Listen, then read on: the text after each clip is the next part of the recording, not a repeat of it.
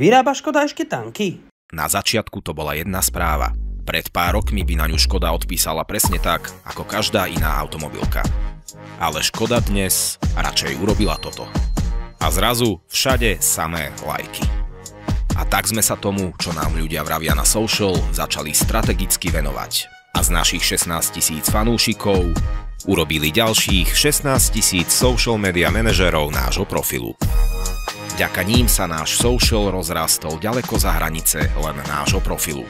Preto sme na kauzu Vyžľa za volantom Oktávky reagovali hneď a dokonca ako prví medzi globálnymi profilmi.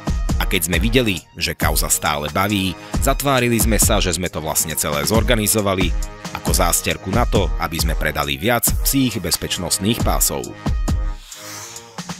Našich fanúšikov sme začali používať ako generátor insightov. Veď oni so značkou žili už dávno mimo social a teraz sme im dali šancu žiť s nami aj tam.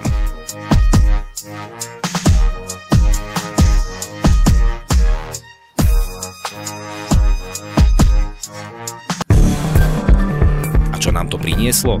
Na Instagrame sme zvýšili počet našich followerov o takmer 9000 a stali sa jednotkou medzi automobilkami.